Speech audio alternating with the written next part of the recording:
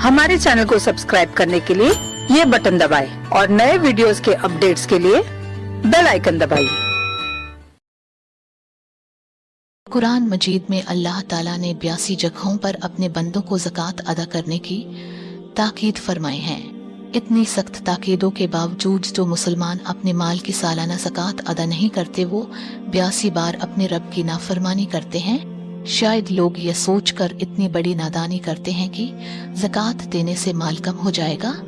ये उनकी बड़ी नादानी व भूल है। ऐसा सोचना भी गुनाह है। ज़कात अदा करने का मतलब यह है कि आप अपने माल का 40वां हिस्सा आखिरत के लिए दे रहे हैं, जो आपके आखिरत के लिए जमा हो रहा है। इस तरह अपने माल का फायदा आखिरत में आप ही उठाएंगे और दुनिया में आपका माल पाक होने के साथ ही उसमें बरकत और माल में इजाफा हो रहा है। ज़कात की बदौलत कौम के गरीबों, जरूरतमंदों की जरूरतें पूरी होती है। ज़कात अदा करने की बरकत से आपको इंसानी हमदर्दी का भी सवाब मिल रहा है। जो लोग अपनी हलाल कमाई की ज़कात अदा करते रहते हैं, उन्हें इस बरकत से चाहे दी दौलत मिल जाए वह घमंड नहीं करते, बल्कि अपने रब की इस अता पर उसका शुक्र अदा करते हैं, क्योंकि अल्लाह ताला ने फरमाया है कि अगर तुम मेरा शुक्र अदा करोगे तो मैं तुम्हें खूब अता करूंगा। अल्लाह ताला ने कुरान मजीद में ज़कात लेने वालों के बारे में बताया है कि 7 तरह के लोग ज़कात लेने के हकदार है और इन्हीं लोगों को ज़कात देने से ज़कात अदा होगी। इसलिए ज़रूरी है कि ये रकम हकदारों को ही दी जाए। यह भी याद रखना चाहिए कि ज़कात अपने दीनी भाई बहनों की इमदाद का एक जरिया है और ये ही दूसरों को देने से इसका हक अदा नहीं होगा।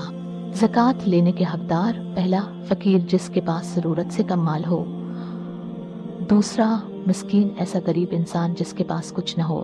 तीसरा, आमिल ज़कात वसूल करने के लिए इस्लामी हाकिम की तरफ से मुकर्रर किए गए लोग।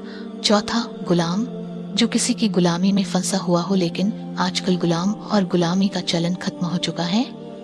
पांचवा, कर्जदार जो कर्ज के बोझ से फंसा हुआ हो। छठवां, अल्लाह के रास्ते में काम करने वाले भी ज़कात लेने के हकदार हैं। सातवां, मुसाफिर सफर के दौरान कोई मुसाफिर मुसीबत में आ जाए और जरूरतमंद हो जाए, भले ही वह मालदार हो, लेकिन सफर में किसी मजबूरी से परेशान हाल हो तो उसे ज़कात देना जायज है। आप जिसे भी ज़कात देंगे ज़कात अदा हो जाएगी, लेकिन ज़कात अदा करते वक्त सबसे पहले अपने खानदान वालों फिर रिश्तेदारों को देखना जरूरी है। अगर हर खानदान और रिश्तेदारों में कोई जरूरतमंद है तो सबसे पहले इनकी मदद करना अफजल है।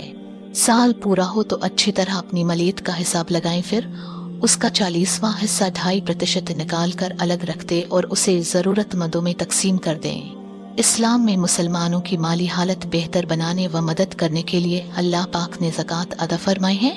अगर आदमी इस हकीकत पर गौर करें और ईमानदारी से हर साल हकदारों को उनका हक पहुंचाया करें तो चंद सालों में एक बड़ी तब्दीली नजर आने लगेगी। लेकिन अफसोस आजकल लोग इसकी अहमियत नहीं समझते हैं। ज्यादातर लोग ज़कात नहीं देते और जो देते हैं तो इस बात का ख्याल नहीं रखते कि हम जिसको ज़कात दे रहे हैं वह ज़कात लेने का हकदार है या नहीं।